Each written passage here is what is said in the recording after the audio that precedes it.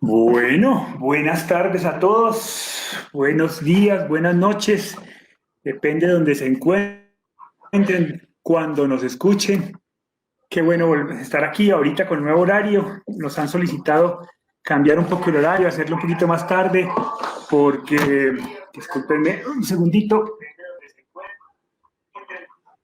Eh, Listo.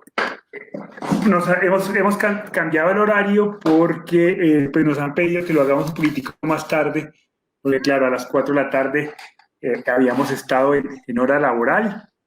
Así que bueno, aquí estamos en nuestro nuevo horario, esperemos tener muy buena compañía. Buenas tardes a Vera, buenas tardes a Isela, a Jorge Velázquez, a Astrid Castro, que nos saludan por el chat. Muy buenas tardes, qué bueno estar aquí con ustedes. Hola, Pa, ¿cómo vas? ¿Cómo estás? ¿Cómo estás? Un gusto muy grande. Aquí desde mi ventana viendo un maravilloso atardecer con arreboles. Muy Hermoso. bello. Una Qué tarde muy bella. bueno, Esperando qué este bueno. momento tan grato. Para quienes no saben, mi papá y mi mamá nos acompañan desde Cali, Colombia. Yo estoy en Quito, Ecuador. Y bueno, tenemos gente de México, de Argentina, de Venezuela, de Ecuador, de Colombia, en fin, de diferentes partes del mundo. Nos pueden saludar y decir desde dónde nos acompañan. Nos encanta tener. Hola, Chetita, ¿cómo vas? Hola, hijito. Bien todo. Feliz aquí con expectativa, porque pienso que hay mucha gente que nos necesita y que los necesitamos también para compartir toda nuestra experiencia de duelo Qué forzoso, chévere, porque nos qué chévere. obligaron a este duelo. Así fue, así fue.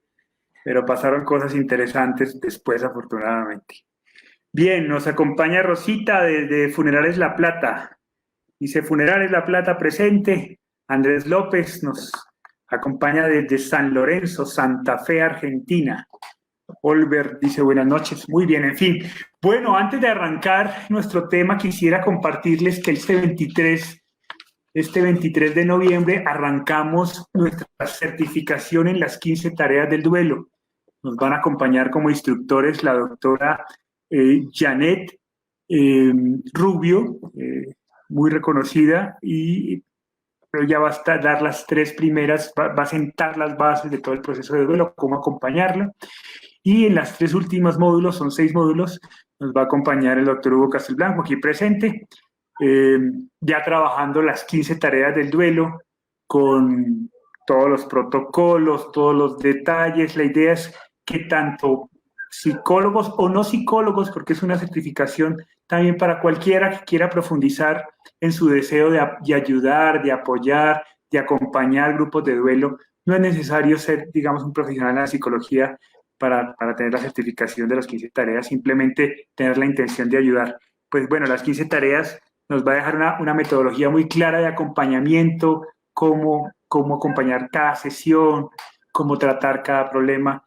Así que va a estar muy interesante este 23 de noviembre. Quien quiera más información al respecto, simplemente se mete a la página de Facebook donde están ahorita, cuando el duelo pregunta, perdón, en Facebook cuando el duelo pregunta, y nos escribe en el chat y le damos mayor información al respecto. Así que pues los esperamos el 23 para arrancar con toda. Nos saludan desde Mexicali, Baja California, México. Saludos desde México, Teresa. México, Lemorga. Texcoco, Cintia Alcántara. Ivonne también nos dice buenas noches a todos, qué bueno tenerlos. Vamos a arrancar hoy con la tarea número 7. La tarea número 7 tiene como principio el verbo identificar. Para quienes no nos han acompañado en los conversatorios anteriores, un poco les decimos, las tareas las hemos resumido en verbos un poco para indicar el deseo y el interés de generar acción. Es decir, nosotros creemos que ningún proceso de duelo es posible gestionarlo de manera correcta si de antemano no hay un deseo de tomar acción al respecto, de tomar decisiones al respecto. Por eso cada tarea la resumimos en un verbo. En esta ocasión vamos a trabajar la tarea 7, que da cuenta del verbo identificar. Identificar. Y cuando nos referimos a identificar, estamos hablando de identificar las emociones, los sentimientos que estamos experimentando a través del proceso de duelo por la pérdida de un ser querido. Y también vamos a tratar, obviamente, cada tarea tiene una decisión. Las decisiones son aquellas cosas que tenemos que hacer para cumplir la tarea. Entonces, nos vamos a centrar en decisiones, en 4 decisiones fundamentalmente que tienen que ver con 4 sentimientos muy específicos que son la ira, la culpa, el miedo y el dolor. No son los únicos, sin duda alguna, seguramente vamos a tratar más, pero vamos a tomar decisiones sobre esos 4 sentimientos que experimentamos durante el proceso del duelo. Entonces, pues sin más, un poco, Pa, quisiera preguntarte a ti, ¿a qué nos referimos, no? ¿Cuál es la importancia de identificar las emociones durante el proceso del duelo? Y si es fácil identificarlas. Sí. Yo quisiera también tener claridad sobre la estructura que tienen las 15 tareas del duelo, ¿no? Las 5 primeras hemos identificado que se refieren al manejo de las emociones y los sentimientos. Hemos pasado por allí en los anteriores conversatorios. Es algo que se hace más o menos de manera instintiva y de manera natural, requiere un esfuerzo, pero surge como una necesidad que data de la pura emoción, de la necesidad de controlar las emociones. A partir de la semana pasada iniciamos el segundo nivel que ya busca comprender lo que nos está pasando. Es un nivel cognitivo, no simplemente sensible, emocional, sino cognitivo. Ahora quiero comprender lo que me ha pasado. Quiero conocer, entender. Esto es responder el por qué. Yo insisto en que el por qué tiene respuestas.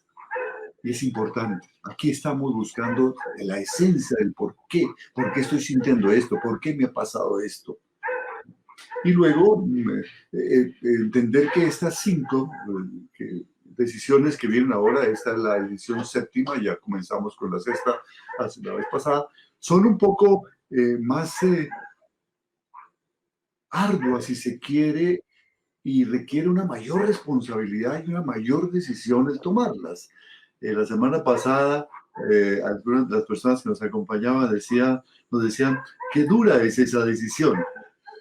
Claro, van siendo más exigentes las tareas, porque tenemos que llegar al nivel de trascender nuestro dolor. Y entonces cada vez nos vamos a exigir más. Aquí vamos a hacer un paso intermedio en ese trabajo cognitivo, en ese trabajo de conocer, que es identificar nuestras emociones. Algo que parece absolutamente obvio, pero que no lo es en la vida práctica. Es reconocer las emociones más importantes que estoy viviendo durante mi proceso de duelo y aceptar que las tengo. Hace unos breves días, acompañábamos a una querida amiga que recientemente se separó de su esposo después de muchos años de casada. Ya ella es una persona de tercera edad y a estas alturas de la vida, pues resolvieron separarse. Y la escuchábamos, fuimos a visitarla a su casa, ella está solita, y nos decía, no, yo no siento ninguna molestia por mi esposo, yo lo entiendo, yo no tengo ningún resentimiento hacia él, ni tengo ningún temor de lo que hice, ¿no? Y aparentemente parecía que todo estuviera bien, pero quien se fijara un poco en su expresión corporal, en su gestualidad, en la entonación que daban las palabras, pues fácilmente se daba cuenta que estaba viviendo un proceso de culpa, un proceso de frustración inmenso que no quería reconocer porque es un temperamento fuerte y no quiere mostrarse débil. Entonces ahí tenemos un bloqueo tremendo. ¿Y por qué es importante este bloqueo? Porque recordemos, ya lo mencionamos en alguna tarea anterior, que toda emoción negativa bloquea nuestro proceso de duelo. Dice, ¿por qué será que no avanzo en el duelo? Tenemos que trabajar. ¿Qué te está deteniendo? ¿Cuál es la emoción que no quieres reconocer, que tienes y que tienes que elaborar, gestionar para seguir adelante? Entonces, por eso es tan importante este paso de identificar esas emociones, reconocerlas y no hacer una prolongación de la etapa de la negación, de la que habla Elizabeth Kubler, que se puede manifestar aquí, ¿no? Es una forma muy sutil de negación. No, yo no estoy furioso, no, yo no siento rabia, no, yo no siento odio hacia la persona que hizo esto, hacia el médico o hacia la persona que en un momento dado ocasionó el accidente donde murió el ser querido o inclusive hacia el asesino, ¿no? No, yo no siento nada, no, no, no, para nada, ¿no? No lo reconocemos y entonces eso nos está haciendo un daño tremendo. Recordemos que todas esas emociones negativas requieren un trabajo, nos están indicando que hay algo en nosotros que hay que trabajar, comenzando por la más obvia y principal de todas ellas, que es el dolor físico y el dolor emocional. Nos está indicando que algo en nosotros necesita un trabajo. Como que esta tarea nos va a permitir identificar esas emociones y tomar decisiones para irlas manejando. Por eso es tan importante. Charlita, yo nunca te he hecho esta pregunta, pero ¿qué tan consciente eras tú de lo que ibas sintiendo? De la ira, pues bueno, me dices que no, durante el proceso no hubo mucha ira, de pronto momentos pequeños, ¿no? Pero ¿qué tan consciente eras de las emociones? ¿O te interesaba ser consciente de las emociones que estabas experimentando? No, a mí no me importaba nada. A mí ese dolor cubría todo lo que pudiera estar presente. Eh, era un dolor tan profundo que no sentía nada.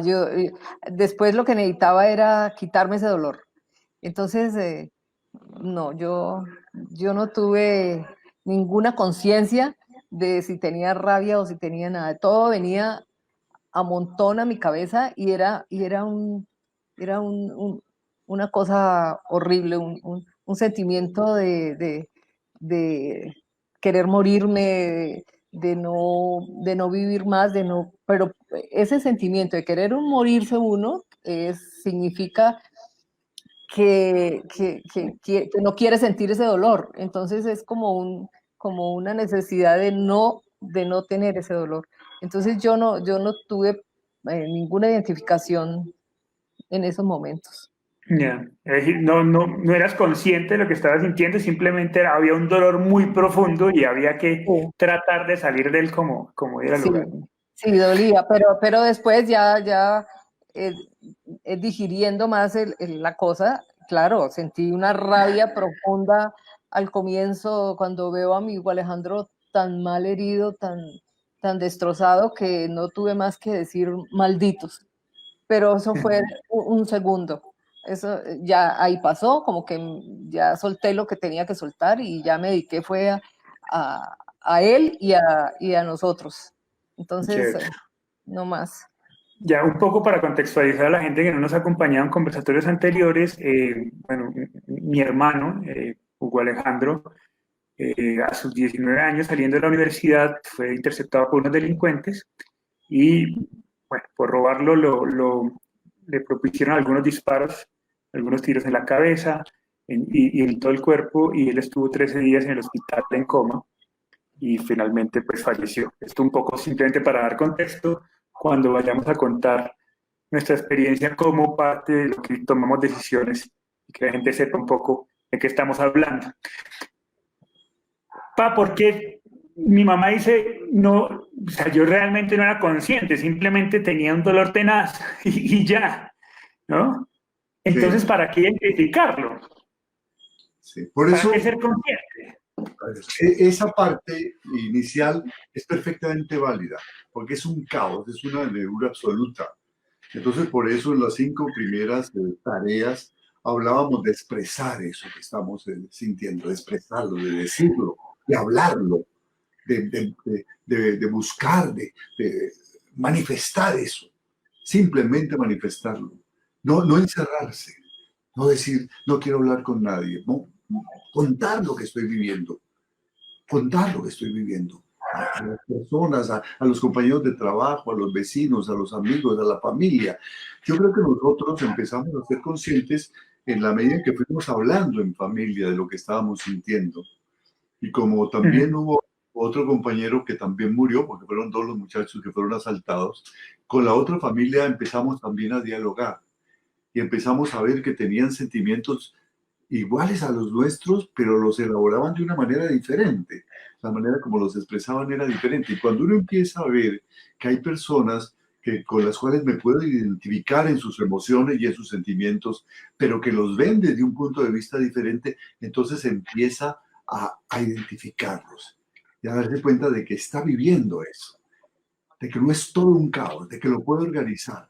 Entonces empieza a interesarse por la parte cognitiva, por los porqués. Quiero leer, quiero, recomiéndenme a alguien que sepa de esto, alguna persona, algún especialista, alguien que sepa, que me pueda contar qué me está pasando. Entonces empieza uno a entender que tiene un desorden tremendo en su vida emocional y cognitiva, pero que ya está identificando ese desorden, como cuando uno entra a un cuarto que hace mucho rato que nadie arregla y dice qué es esta locura, por Dios, pero todo está en... Pero esto tengo que organizar. Entonces, en un momento dado, uno dice, tengo que organizarme. Es cuando empieza a identificar sus emociones. Tengo esto y lo tengo desordenado. ¿Y sé por qué sé que lo tengo desordenado? Porque no soy feliz, porque perdí mi paz, porque perdí mi sentido de vida. Entonces siente, por simple supervivencia, que tengo que hacer algo. Hay emociones muy fuertes como la ira que te pueden manejar durante mucho tiempo e impedir ver que tienes que buscar una salida. Entonces te regocijas casi en tu disgusto. Ese disgusto te aísla de la realidad. Ese disgusto te manda a un rincón de tu espíritu y empiezas a braviar con todo el mundo. Con la gente que está a tu lado, contigo mismo, con las personas que intervinieron consciente o inconscientemente en la muerte de tu ser querido, con Dios, con la naturaleza, con la vida. Hasta que hay un momento en que algo te dice, por Dios, pero ¿qué está pasando? Entonces, por eso yo siempre les digo, cuando ustedes estén en una situación, por favor, permitan que alguien les dé la mano. Es como cuando estoy en un abismo, cogido de los bordes del abismo y alguien me tiende la mano. Yo no le puedo decir, no, no necesito, yo estoy bien, déjenme en paz. Porque llega un momento que ya no puedo sostenerme y entonces me voy al abismo, pero yo lo decidí. En estos momentos muchas personas nos dan la mano, que es lo más sorprendente y lo más maravilloso de la vida. Una cantidad de personas que no conocían nos quieren dar la mano. Permitamos que nos den esa mano, que nos digan, mira, aquí está este libro, aquí está este amigo, aquí está, ¿por qué no te ves esta película? ¿Por qué no vas a este grupo de apoyo? ¿Por qué no hablas con esta persona? ¿Quieres que te comunique con esta persona? ¿Por qué no charlamos? Déjate dar un abrazo, quiero verte. Dejemos, eso lo tratamos con mucha claridad en las primeras 5 tareas, toda esa necesidad de permitir. Ahora, por eso estamos hablando de identificar y de aceptar que finalmente tenemos esas emociones y que hay que tomar decisiones para elaborarlas. Cuando uno empieza a hablar de eso, la negrura y el desorden empieza a tomar forma. Chévere. Bueno, tenemos mucha participación. Hoy el chat está muy activo, así que voy a tratar de ponerme al día.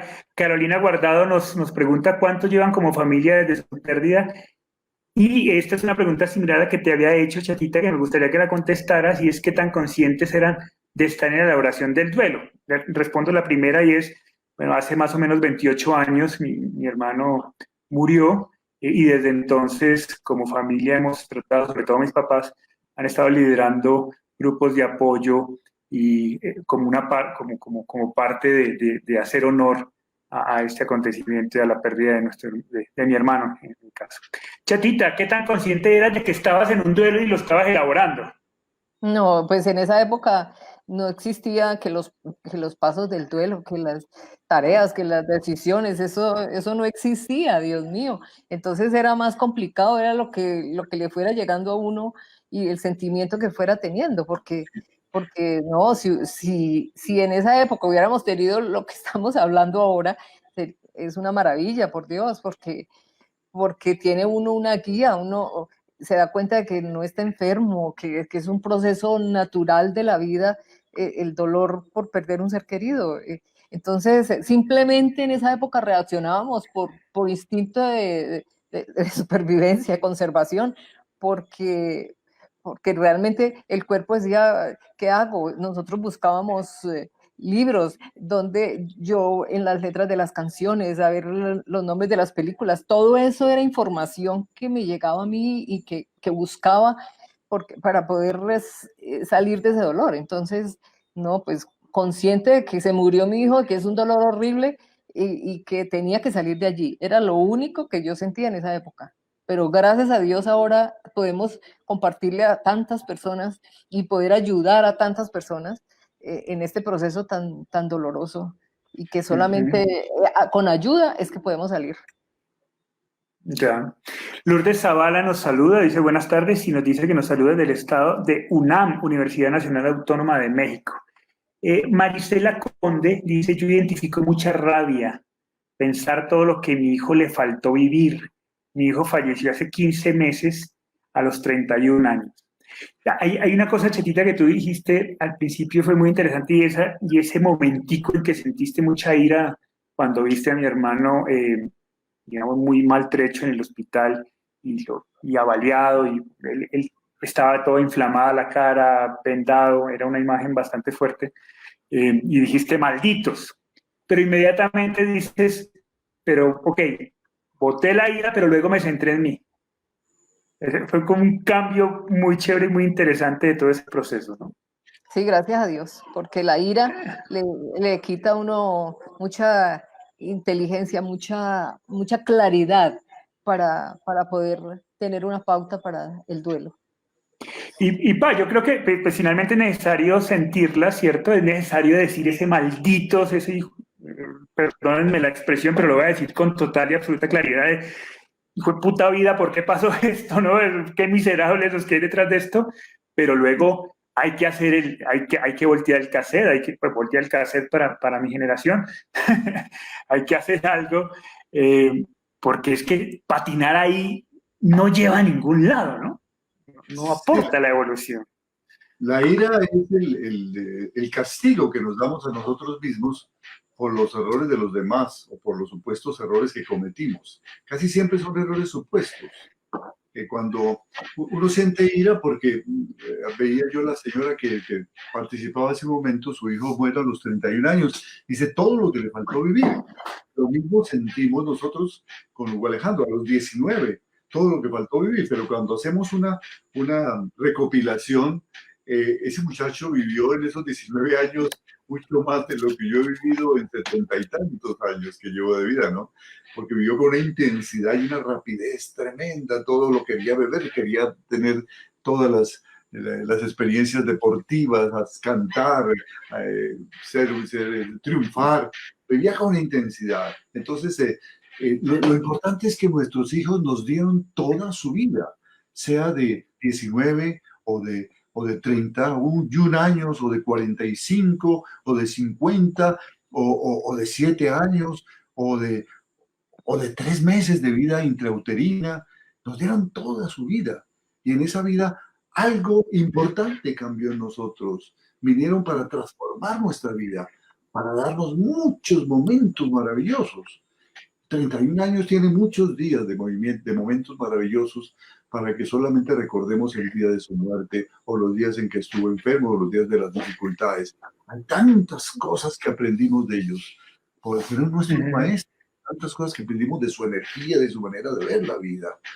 Entonces, la ira está bien al comienzo, es una necesidad, pero como siempre hablamos, el pero es lo que hace la diferencia.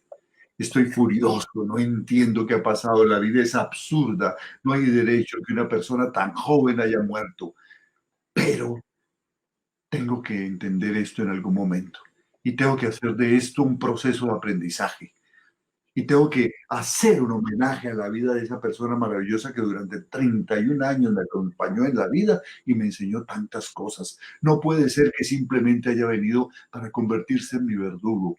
Él tiene que haber tenido un sentido mucho más profundo. Entonces siento rabia, siento desasosiego. ¿Dónde estaba Dios cuando esto pasó? Pelea con quien quieras, pero ahí está la diferencia. Pero voy a buscar qué hacer, porque si no me sigo castigando a mí mismo. Y cuando yo me castigo a mí mismo, me bloqueo para el aprendizaje. Ya no puedo crecer. Hay un tiempo para eso, que es lícito, es bueno, es sano decirlo. Por eso, esa es la parte reactiva, pero inmediatamente la parte proactiva. Pero vamos a trabajar en eso. Alguien tiene que tener una respuesta, una salida. ¿Qué tal si consulta un grupo de apoyo? Debe haber personas que han vivido esto.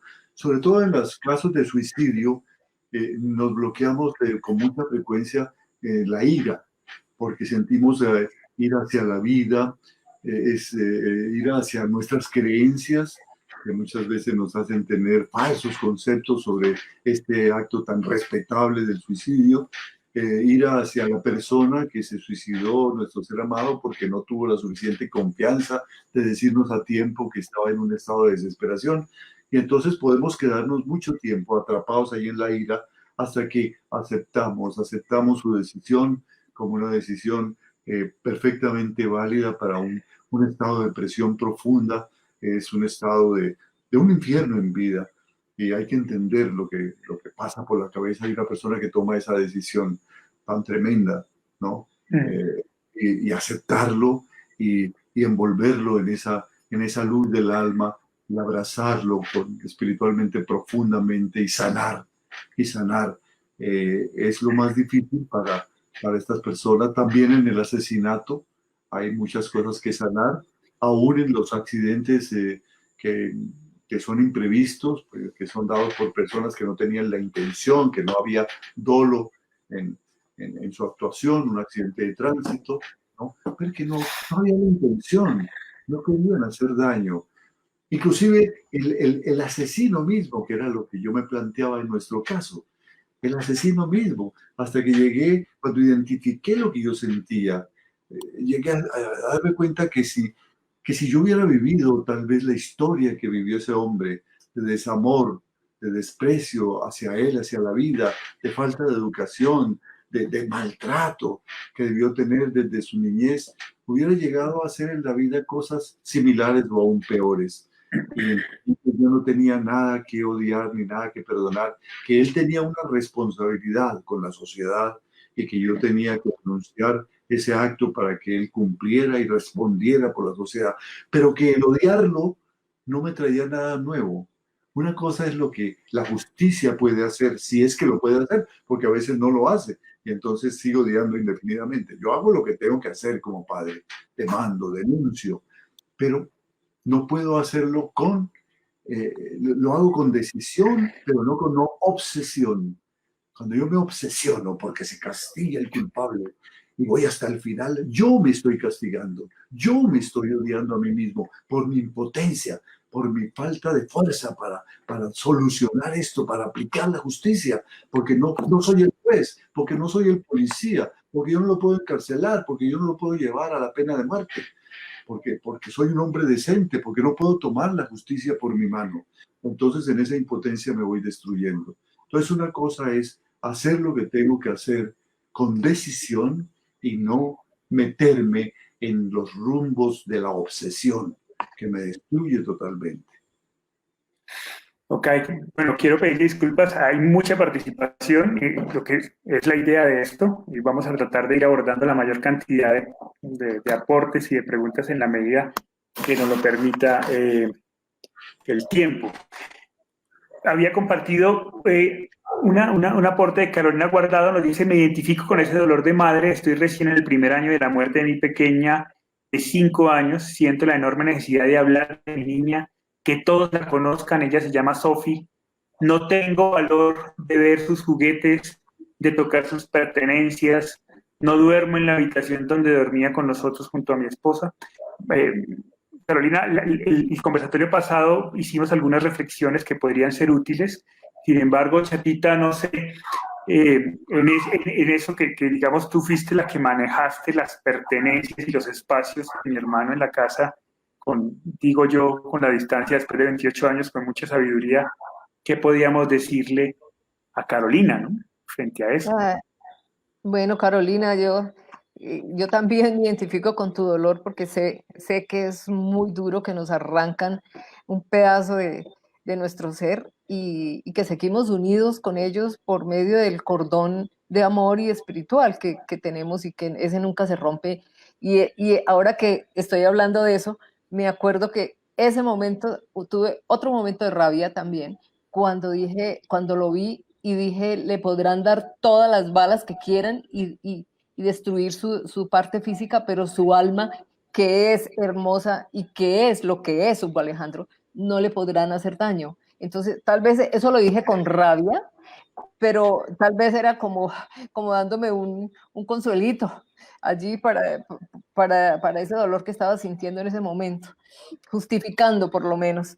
Y con las pertenencias de Hugo Alejandro, pues realmente yo lo hice muy rápido. A los 8 días yo ya estaba arreglando su cuarto, porque yo decía, pero si lo que hay aquí no es él, todo su cama, sí, olía a él todavía, amaba esa cama yo y me dolió quitarla y todo, pero yo decía, pero si no está él, ¿qué significado tiene una cosa física? Yo lo que necesito es tenerlo a él, a mí no me importa una cama, una ropa, lo que él tuviera, eso no era él. Entonces, por eso yo dije de una vez, salgo de esto porque esto no es él. Si no está él, no me importa esto. Entonces, por eso fue tan rápido que yo lo hice. Sí, sí, pero es un proceso que hay que hacer a su tiempo, cada uno tiene su tiempo, cada uno tiene su espacio, ¿no? Pero sí Sí, es útil y sí aporta hacerlo en algún momento, el proceso del aporta duelo. mucho, aporta Sí, muchísimo y hay que hacerlo.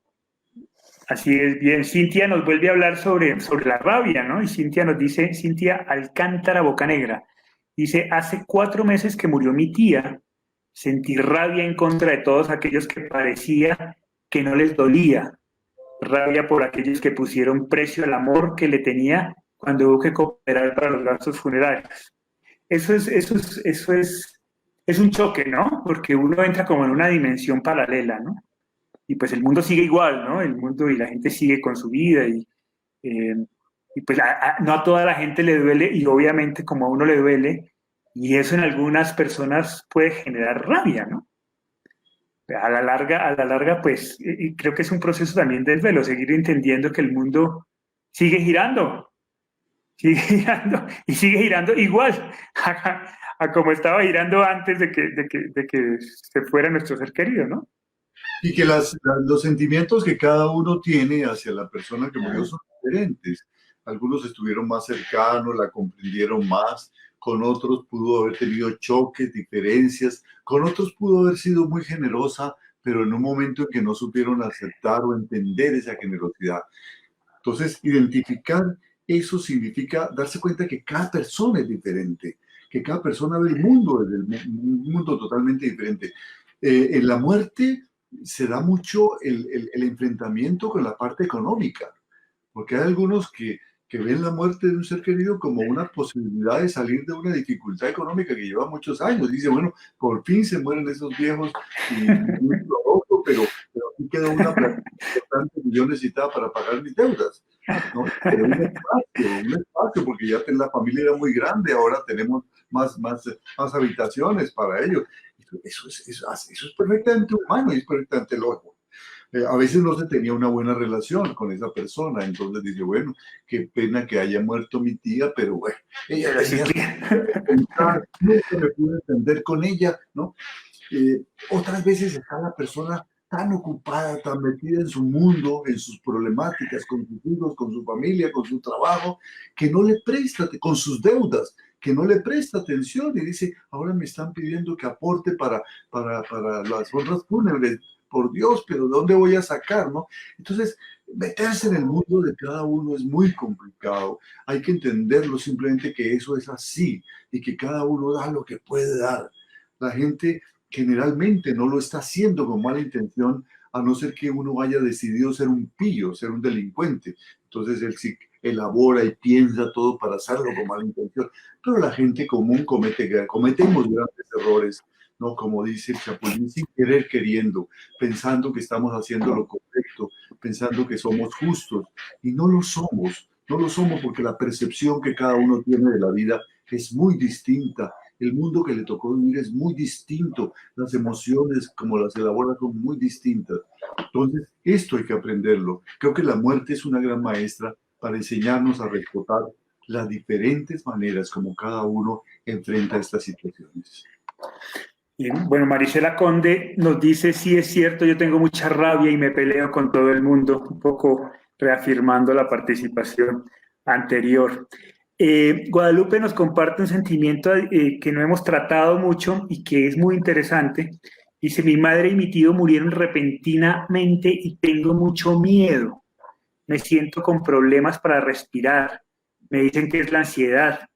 Ya llevo 6 meses de duelo. ¿Tú sentiste miedo, chata? No, yo sentí miedo, pero de que te pasara a ti algo igual y me quedara sin voz. Eso sí era un miedo terrible, pero no, miedo no sentía absolutamente. Por mi duelo, no, no. Yo creo que yo sí, yo en algún momento, bueno, pero miedo sobre lo que sentía, ¿no? Yo creo que esa es la manera exacta de describir lo que yo sentía, era miedo de que yo no sentía tanto dolor. Creo que era lo que me pasaba a mí, ¿no? Y eso, ahí patiné un tiempo largo en eso. ¿Vos, A ver, sentiste miedo? yo no sentí miedo, sentí pavor. Pavor. Sentí pavor. Pavor de no ser capaz de enfrentar la vida que se nos venía. Pavor de no ser capaz de llenar el vacío inmenso que nos dejaba nuestro hijo. Pavor de no estar a la altura de las circunstancias. Entonces, hay que identificar por qué lo estoy sintiendo. Cuando yo me di cuenta, pero por Dios, ¿cómo voy a sentir miedo si esto es lo que me pide mi familia? Esto es lo que me pide la decencia, esto es lo que me pide mi vida. Tengo que hacerme cargo de esto. Recuerdo que yo estaba en un hotel, esto lo he compartido varias veces en otro país, sintiendo este miedo horrible, tan tremendo que no me atrevía ni siquiera a apagar la luz del hotel, de la habitación, por el miedo que me invadía. Y era un medio atávico, porque ahí se viene toda esa negrura de que la fantasía ha rodeado a la muerte. Ese miedo tremendo de no ser, esto está a la altura de las circunstancias. Cuando me di cuenta de eso, dije, es todo lo contrario lo que yo tengo que hacer. Porque la vida me pide todo lo contrario. Yo recuerdo que me boté al piso del hotel, apagué las luces, cerré el blackout en medio de la oscuridad de la noche y dice, que venga el miedo. Aquí estoy, aquí está este pecho y voy a ser fuerte en el mejor sentido. Ya te viví miedo, pero no me vas a matar. Voy a enfrentar la vida y mañana será un día diferente y voy a encontrar caminos y voy a y andamos casi 30 años buscando caminos, ¿no? Tratando de vencer ese favor, pero sí lo sentí. Hubo un momento, Juli, Sí. con la primera noche de coma de Hugo Alejandro que nos quedamos en las residencias de la Javeriana y Sí.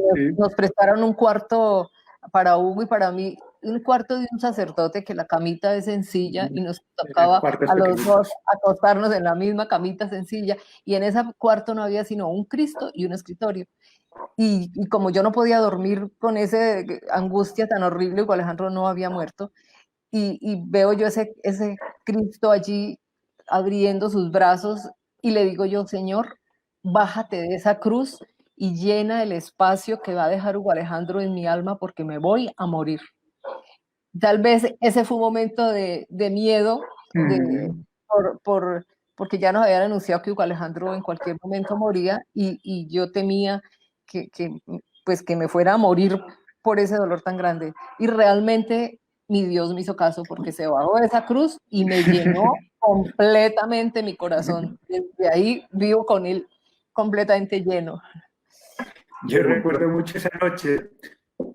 Sí, cuando dime, hablamos, pa. cuando hablamos de identificarlos, del miedo, hay que identificar a qué le tengo miedo, ¿no? Cuando Ujú. uno descubre a qué le tiene miedo, lo puedes enfrentar. Porque es que pueden ser muchas las razones. Por ejemplo, en el caso de la señora que nos compartía hace un momento, le quería yo preguntar, ¿a qué le tenías miedo? A que como tú, estas personas de tu familia murieron de repente, tú tengas también una enfermedad congénita y te pase lo mismo. Entonces, si es eso, hay que tomar acción. Yo tengo que ir al médico, lo dijimos en la primera de las tareas, ¿no es cierto? En la segunda, pero cuidarnos, ir al médico, hacernos un examen general y si hay una cosa de estas, antecedente familiar de una enfermedad que pueda ser congénita, entonces hereditaria, entonces hacernos el examen y entonces empezar a trabajar en eso. Cuando uno trabaja en el miedo, elimina la impotencia. La impotencia es la que alimenta el miedo. Una persona que se siente débil, se siente aplastada por la realidad. Cuando yo empiezo a tener ayuda, empiezo a sentirme fuerte. Me hice un examen, está todo bien, me dicen que tengo que hacer este tratamiento, está todo bien. ¿A qué le tienes miedo? O puede ser un miedo fantástico porque tengo en la cabeza muchas cucarachas de lo que es la muerte y he visto muchas películas de Halloween sobre los fantasmas. Ese no tiene sentido, es un miedo de niños. Ya estamos muy viejos para quedarnos en ese tipo de miedo. Pero hay muchas, cuando a mí me hablan de mis pacientes de miedo, empiezo a decir, ¿a qué le tienen miedo? Y cuando desmenuzamos eso, nos damos cuenta que es tontería, simplemente nos estamos sintiendo impotentes. Entonces, ¿qué tenemos que hacer para hacernos fuertes frente a ese miedo? Ojo, yo quiero volver a contextualizar para aquellos que entraran de pronto tarde al conversatorio. Estamos hablando de la séptima tarea, ¿sí? Que implica el segundo nivel que comienza en la tarea 6, ¿no? Entonces, no estamos hablando de esas emociones de la primera etapa, que es simplemente sentir ese miedo y ya, ¿no? Aquí estamos hablando de una etapa posterior, donde el duelo ha avanzado, en donde pues invitamos a tomar conciencia de esas emociones para comenzar a manejarlas. Pero sí implica un proceso previo que yo creo que es importante, que es el dejarse sentir, que de hecho lo decimos en las primeras tareas, ¿no? Deja sentir el miedo, deja sentir la rabia, déjala, no preguntes, no interiorices nada, deja que se exteriorice. Posteriormente, con el tiempo, con la madurez del duelo, con una cantidad de cosas, ahora sí, hazlas conscientes, ¿no? Pero vuelvo a ubicarnos que estamos en la tarea 7. No, esta no es la tarea 1, es la tarea 7. Expresaba muy claramente la chatica cuando decía, no, yo no era consciente de eso, simplemente sentía rabia, sentía miedo, sentía y experimentaba. Manifiéstalo, déjalo ver. No te hagas el desentendido y mucho menos pongas una cara de superpersona para no molestar a los de tu familia. No, muéstrate débil, muéstrate débil. Esa es una primera cosa. Ahora hemos pasado ya esa primera etapa, que es la de expresar, y estábamos hablando de cómo manejar y cómo esas emociones, cuando ya las identifico. Estamos en ese punto. Así es. Yo iba a contar que con eso que cuenta la chata de la primera noche que pasamos en las residencias de los sacerdotes jesuitas de la Universidad Javeriana, que nos invitaron muy amablemente a estar ahí. Mi hermano estudió en la Universidad Javeriana y nosotros siempre hemos, digamos, tenido una vida muy cercana a toda la comunidad jesuita. Mis papás, yo, mi hermano, siempre nos hemos graduado de instituciones educativas jesuitas. Entonces nos invitaron a las residencias. Ellos se quedaron en un cuartico, así como describí la chata, chiquitico de sacerdote, muy sencillo, muy humilde, con una camita, un escritorio y un baño. Eso era todo lo que tenía en el cuarto. Y yo me quedé en el cuarto de al lado. Yo esa noche, yo no sé si experimenté, bueno, tenía 15 años y sí, ese cuartico era medio, a pesar de que era con todo el cariño que nos lo brindaban los sacerdotes, sin duda alguna, y había mucho amor detrás, pues era un poco tétrico, ¿no? Paredes blancas con un Cristo. en un contexto como el que estamos viviendo era tétrico. Pero ahí yo me sentí muy solo, porque yo me quedé solo en el cuarto de al lado. Y creo que sentí mucha soledad. Ese fue un sentimiento interesante ahí también de esa primera noche. Lourdes Zavala nos dice, a veces siento mucho dolor, mi esposo falleció hace 3 meses, a veces no quiero hablar con nadie y otras siento que a las personas les puede fastidiar hablar nuevamente de mi dolor, entonces solo lloro en silencio.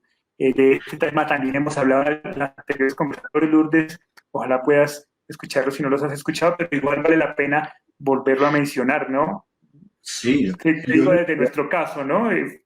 Fue muy importante para nuestro proceso tener a alguien con quien hablar y con quien compartir y con quien llorar, ¿no? ¿Ibas a decir algo, Pa?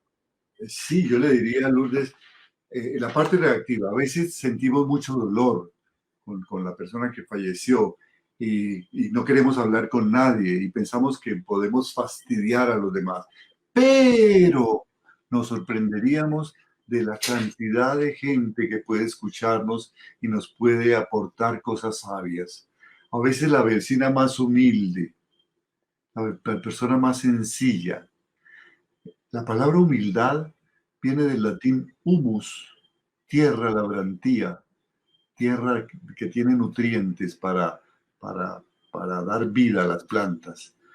Esas personas humildes tienen unos nutrientes inmensos. A veces la señora que te está acompañando en el aseo de la casa, si tú te sientas un ratico y le abres tu corazón, te vas a sorprender de la sabiduría que hay en esa persona. Los niños te pueden decir cosas tremendamente prácticas, muy duras al parecer, pero muy sabias. Un vecino que a veces no conocías, te sorprenderás. Déjate amar, déjate amar. Es la segunda tarea, recuerdas, amar y dejarnos amar. Déjate amar, deja que esas personas, no temas. Si ves que estás molestando a alguien, pues te agradezco mucho, no te quiero molestar más. Te va a decir, no, no, no, no me molestas. Entonces busca otras personas. Esta es la gran virtud de los grupos de apoyo. Allí te van a acoger de una manera inmensamente cariñosa. Entonces, esa parte reactiva está, pero permite que tu proceso avance, que progrese. En Guadalupe, ¿ibas a decir más? Perdón que te interrumpí. No quería. Ya, Guadalupe, que era la persona que nos manifestaba sobre su miedo y tú le hacías una observación sobre que identifica que le tiene miedo, claro, ella dice, mi miedo a morir, mi miedo es a morir como ellos. Y ya me hicieron los estudios y dicen que estoy bien, pero no puedo respirar a veces y me despierto con esa sensación de ahogo y de que mi corazón se pare de repente y deje a mi hija sola. Pero bueno, ahí hay una identificación clara de qué es lo que está pasando, ¿no? Exactamente. Entonces ya te hicieron los exámenes, Guadalupe. Lo otro ya es cosa tuya. Tú eres la que tienes que decir, estoy bien, no va a ser así. Claro, si tú entras en ese proceso, pero me da la ansiedad y entonces me asfixio y te lo dices repetidamente, las palabras tienen poder. Y entonces, hoy ¿será que me va a dar la ansiedad? No, no me va a dar ninguna ansiedad, estoy en paz. Te recomendaría, por ejemplo, que trabajaras un poco ejercicios de yoga, ejercicios de meditación. El internet te puede ayudar mucho. En el YouTube encuentras guías para hacer meditación y respirar bien. Y sentir estoy sana, ya el médico me lo dijo, no voy a inventarme que me voy a morir, soy diferente, tengo una hija por la cual responder y voy a responder. Y si tienes alguna creencia trascendental, pídele a esos seres queridos, bueno, apórtenme desde allá su compañía, que yo lo sienta aquí acompañándome en tu corazón, porque quiero sentirme fuerte. No tengo un reto grande con la vida. Ya te lo dijeron los médicos, entonces rompamos esa cadena. Ya no hay nada más que decir, es la decisión tuya. Y buscar esos espacios de paz en el campo, caminar, respirar, aprender a respirar, sentir que estás sana, de desarrollar un deporte, la natación, las caminatas. Esto ya es lo que puedes decidir. ¿Estás bien? Y si te hubiera dicho el médico, no es que usted tiene la misma enfermedad, entonces, ¿qué tengo que hacer para prevenirlo? Y de qué me tengo que cuidar y tomar todas las precauciones para que no se repita la historia. La medicina ha avanzado muchísimo. Entonces, no dejemos que la loca de la casa, la imaginación, nos gane la partida. De pronto esta respuesta que puede dar la chata a la pregunta que hace Milena Casas puede también ayudar, ¿no? Dice Chata, después de 28 años de la muerte de tu hijo, ¿podrías decir que has vuelto a sentir felicidad? ¿Has encontrado un sentido para tu vida? Sí, definitivamente sí. El solo hecho de poder sentir algo, Alejandro, espiritualmente, de poder sentir es mi motivo para vivir. Y además, pues estás tú y está Hugo, que necesito vivir para ellos y proporcionarle la mayor felicidad que pueda ayudarles. Entonces, claro, mi sentido de vida volvió a surgir y después de quererme morir durante un año, he querido no morirme y cada vez que le duele a uno algo, corra para el médico porque qué miedo morirse uno. pero igual si me muero no me importa porque estoy acercándome a mi amigo Alejandro, tengo a otro que me puede dar la mano para que pase el umbral, de manera que estoy tranquila y se puede seguir siendo feliz y hay que vivir el aquí y el ahora. Eso es lo que he aprendido durante todos estos 28 años, el aquí y el ahora. Por eso a la amiga Guadalupe le digo, aprovecha tu hijita, estás viva, estás alentada, estás sana, vive con tu hijita lo más que puedas y disfrútala. No pierdas tiempo en pensar si te vas a morir, si va a pasar algo. Nada, estás viva, estás sana y, y tienes a tu hijita para disfrutar aquí y ahora. Bueno, Silvia, la habíamos extrañado. Silvia siempre ha estado desde el conversatorio 1 acompañándonos desde México y entró un poquito tarde y ahí pide disculpas y dice, sí, ustedes son bendecidos, pues Dios les dio ese don de acompañamiento de mi duelo y me han ayudado mucho. Un saludo muy fuerte, Silvia. Qué bueno que nos sigas acompañando en este proceso. Chata, de estos tres sentimientos, ira, culpa, miedo, dolor, cuatro sentimientos, ¿cuál de esos cuatro recuerdas con mayor intensidad? No, definitivamente el dolor. El dolor me lo hacía todo. Eso era una cosa terrible y entiendo a todos los que están pasando por la pérdida de su ser querido, porque un hijo y lo que sea, eso es una cosa muy horrible, que dejen de estar a nuestro lado y que se interrumpa la vida de esa forma y no volverlos a ver, eso es muy duro. Lo mismo con la madre, y recuerdo que hace año y medio murió mi mamá y a pesar de que estaba viejecita y que yo le pedí a Dios que se la llevara para que ella estuviera tranquila, fue un dolor muy grande y yo lloraba y lloraba y recuerdo escuchar oír a las empleadas que decían, ay, ¿cómo llora? Y la otra decía, pero si es que es la mamá, y por eso llora. Y sí, claro, es que es el amor tan grande que se tiene por un ser querido es digno de que uno derrame las lágrimas que tenga que derramar. Pero hay que seguir adelante porque no se acaba la vida, porque la vida continúa, porque el sol sigue brillando y hay que sacar el mejor partido a ese dolor. No quedarse uno en que pobrecito y ya no los tengo y no, pues no los tenemos. Además, yo lo veo positivamente. Cada día que pasa, nos acercamos más a ellos. No estamos alejándonos, estamos acercándonos porque es un día más, un año más y más cerquita estamos a la muerte. Entonces, más cerquita estamos a ellos. Entonces, hay que vivirlos de la mejor forma posible para que ellos se sientan complacidos y felices, que no dañaron nuestra vida, sino que dieron algo para que fuéramos felices. Bien, Marina Rosso nos dice, hace una semana mi esposo murió después de 16 años juntos y me siento muy desorientada. Solo quiero dormir, pues despertar y ver la realidad me es muy difícil. Esa es una sensación muy común, ¿no? A dormirse con la idea de que al otro día todo va a ser un sueño, ¿no? Sí, Así es. así nos pasaba.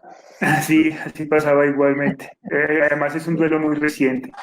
Aline Montoya nos dice, ¿quién tiene un porqué? Encuentra el cómo.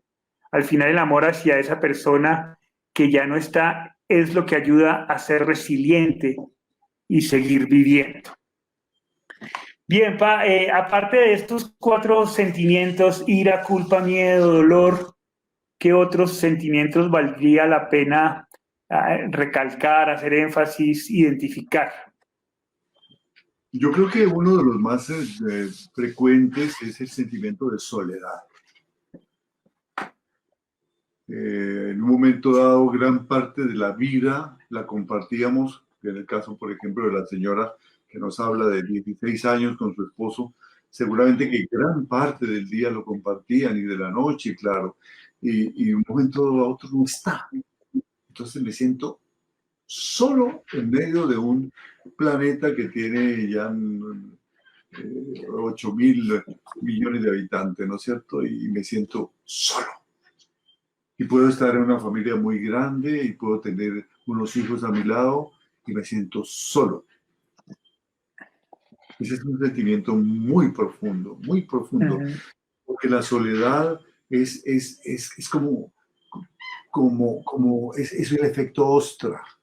Estoy metido, estoy en un mar inmenso donde hay millones y millones de peces y millones de vida interesante, pero aquí la pequeña ostra cierra sus valvas y está sola allí, en medio del universo.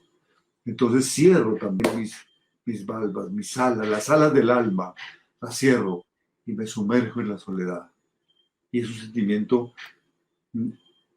tremendo y dual porque me llena de una profunda desasosiego, tristeza, genera sinsentido, genera impotencia, genera una cantidad de sentimientos, le quita el sentido a la vida, pero si yo lo sé utilizar, me puede servir de un gran apoyo.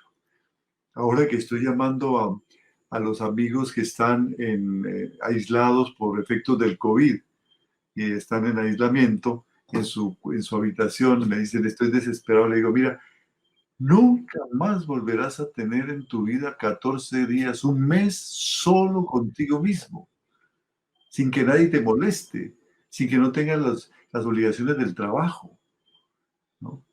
Sin que no tengas que responder nada, con gente que está a tu lado, que te lleva todo lo que tú necesitas. Aprovecha esa soledad para hacer una evaluación de tu vida. ¿Qué he hecho con mi vida? ¿Cómo la he utilizado? ¿Cómo me estoy comportando ahora? ¿Me estoy engañando a mí mismo? ¿Me sigo diciendo cosas que no son?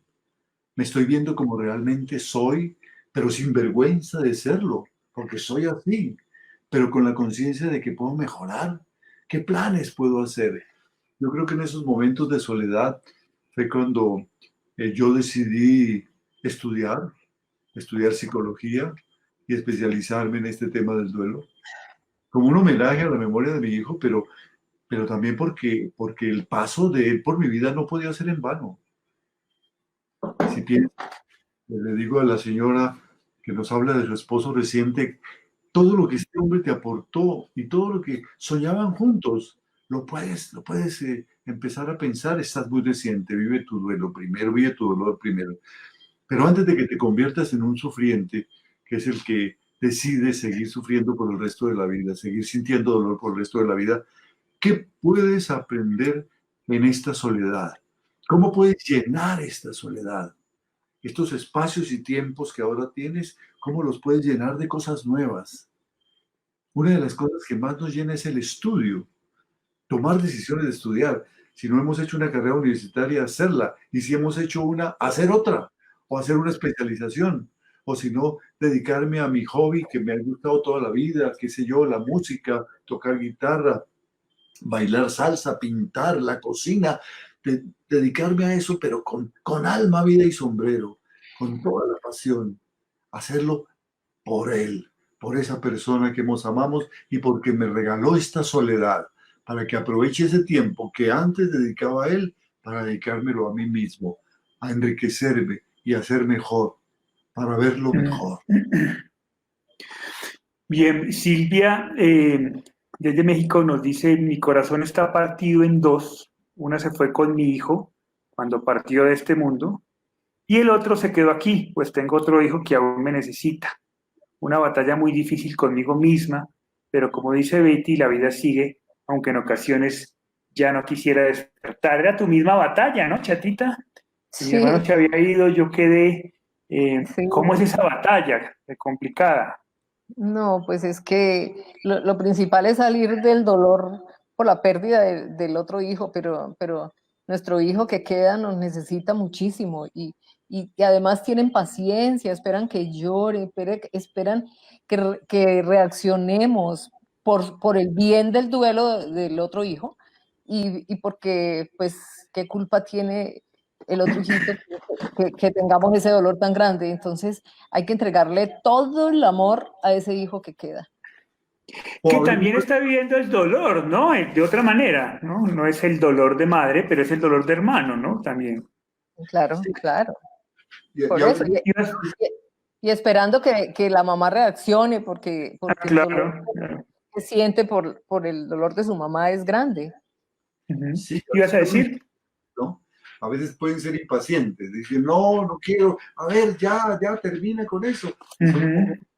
Eso te va a acabar, eso te va a hacer daño, vas a enfermarte, y dicen cosas con el anhelo de esperar a los padres que el problema del duelo del hermano es qué hago yo con estos viejos para sacarlos adelante. Mi dolor es muy grande, dice el hermano, pero a mí no se me acabó la vida, mi vida continúa. Yo no dependía de mi hermano para vivir. En cambio, uno como padre sí piensa que depende de los para seguir viviendo. Yo decía, ya Hugo Alejandro no me necesita, Julián me necesita, y por eso tenía que salir adelante. Pero mira que ahí yo tengo dos recuerdos muy importantes que es fundamental tener en perspectiva, ¿no? Uno, que lo cuento en el libro como un hecho muy importante, es el día del funeral, esa noche que estaba en la funeraria, la única que se acerca a mí, digamos, de una manera diferente a el abrazo normal de mi sentido pésame, es mi prima Yolanda. Y mi prima Yolanda me saca de ese contexto, me lleva a un café, me invita a un café, eh, y un poco la preocupación de mi prima era, ok, se fue tu hermano, muy doloroso todo el cuento, pero y ahora tú no permitas que este hecho tan tenaz y que va a cambiar la vida de la familia te quite a ti la posibilidad de decidir, ¿no? Te quite a ti la posibilidad de probar. Ese era un miedo que tenía mi prima. O posteriormente, el siguiente recuerdo que tengo atado a ese es el día que yo termino la universidad y decido irme al Magdalena Medio, que es una zona muy complicada en Colombia, con una ONG a acompañar desplazados de guerra, y que el sacerdote que dirigía la organización va a donde ustedes a preguntarles qué piensan, ¿no? Él sabiendo todo el contexto, y tú le dices a Jorge, al cura Serrano, dices, es la decisión que tomó Julián, me da mucho miedo y todo el cuento, pero pues nada, no voy a permitir que ese hecho que truncó, digamos que rompió nuestra vida en dos, intervenga en la capacidad de tomar decisiones libres, ¿no? El riesgo de morir sigue. Y claro que el riesgo esté en el Magdalena en medio de la guerra, o salvo, mi hermano no estaba en medio de la guerra, estaba saliendo de su universidad, ¿no? El riesgo sigue ahí, pero eso no nos puede impedir seguir y afrontar la vida, ¿no? Y eso, desde el punto de vista de la madre, hay que tenerlo en perspectiva. Creo que es muy importante. ¿Ibas a decir algo? Sí, y además de que tenemos una responsabilidad con los otros hijos, ellos nos necesitan nuevos, no medios, necesitan completicos, ¿no es cierto? Porque ellos también tienen sus ambiciones y su deseo de vivir la vida y de beber la vida. Además de tener esa responsabilidad con otros hijos, la tenemos con nuestra pareja y la tenemos con nosotros mismos. A mí me educó mucho la experiencia que nos contaba en un grupo de apoyo una muchacha que era enfermera y perdió a su hija, que era la que le ayudaba a sostenerse, trabajaba la hija, y quedó sola. Bueno, quedó con una perrita y la perrita se empezó a enfermar. Era la adoración de su hija. Empezó a perder el pelo y la llevó donde el veterinario. El veterinario le dijo, está haciendo un duelo la perrita, está necesitando y está dolida. Hay que ayudarle a hacer su duelo. Y entonces a ella no se le ocurrió otra cosa, sino que la próxima vez que fue al cementerio, ella tenía una motocicleta, llevó atrás a la perrita a la motocicleta, dejó la motocicleta a la entrada del cementerio. La perrita nunca había ido a este parque cementerio, no conocía porque se la habían llevado. Y salió corriendo la perrita, y ella detrás de la perrita. La tumba de la hija quedaba en una colinita del cementerio muy adentro. Pues corrieron ella detrás y la perrita, sin que nadie le dijera nada, llegó sobre la tumba, se acostó sobre la lápida y empezó a llorar allí. Unos minutos, no recuerdo cuántos, tal vez 5, 10 minutos, mientras ella lo observaba y lloraba también. Luego la miró, se vino a lamerle las manos, batió la cola y le pidió que la alzara y entendió que la perrita había decidido vivir y volver a ser feliz. Y dijo, vamos a ser felices las dos. Lo decidimos. Y ese animalito volvió a darle sentido a la vida, pero le descubrió en ella su propio sentido de vida. Si ella puede volver, yo también lo puedo hacer. Entonces, cuando uno entiende que uno tiene que estar bien, porque si no, no puede ayudar a sus seres queridos, sino que los va a llenar de más carga, entonces se da su tiempo para el duelo, pero luego dice, vamos para adelante y vamos mejor que antes, no como un lisiado, mejor que antes con esta experiencia. Bien, se nos acaba el tiempo y quisiera cerrar entonces con un comentario que nos hace Milena sobre la participación de Guadalupe, que es quien nos ha compartido de su miedo y de su angustia. Dice Guadalupe, la ansiedad es un sentimiento de angustia por un futuro negativo. No tenemos control de todo lo que ocurre en el futuro. Por el contrario, como te acaban de mencionar, podemos tomar decisiones sobre nuestro presente, aquí y ahora. Apégate a tu realidad, tus exámenes están bien, gozas de buena salud, tú tienes el control de cómo te sientes. Esos pensamientos pueden contrarrestar tu sentimiento de ansiedad. Bueno, muchas gracias a todos, qué rico poder compartir con ustedes este espacio. Hoy el chat estuvo muy activo, tuvimos mucha participación, tuvimos un público muy chévere que permaneció durante toda la conversatoria y eso nos agrada mucho, quiere decir que la cosa estuvo interesante. Recordarles que el 23 de noviembre abrimos nuestra certificación en las 15 tareas del duelo, son 6 módulos, 2 psicólogos y yo en lo que pueda colaborar también voy a estar ahí apoyando y acompañando. Así que si están interesados en hacer la certificación, no es solo para especialistas en el duelo, psicólogos, sino para cualquiera que quiera ayudar en procesos de duelo de una manera más efectiva y más profunda, pues simplemente nos escribe por el Facebook y nosotros pues les damos toda la información necesaria sobre el tema. Nos encantaría poder contar con todos ustedes en la certificación. De resto, pues muchas gracias, Pa, muchas gracias, Ma.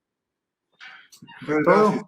Gracias a todos los que estuvieron y muchas gracias a todos los que nos acompañan, a Cristina, a Silvia, a Ivonne.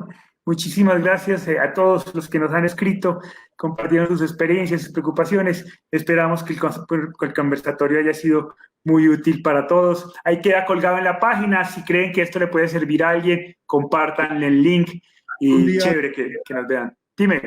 Quisiera que nuestros acompañantes de México nos contaran un poco sobre esa manera maravillosa como tienen los mexicanos de ver la muerte. Hoy, claro, hoy que se viene el Día de los Muertos. Proactiva y mágica, ¿no?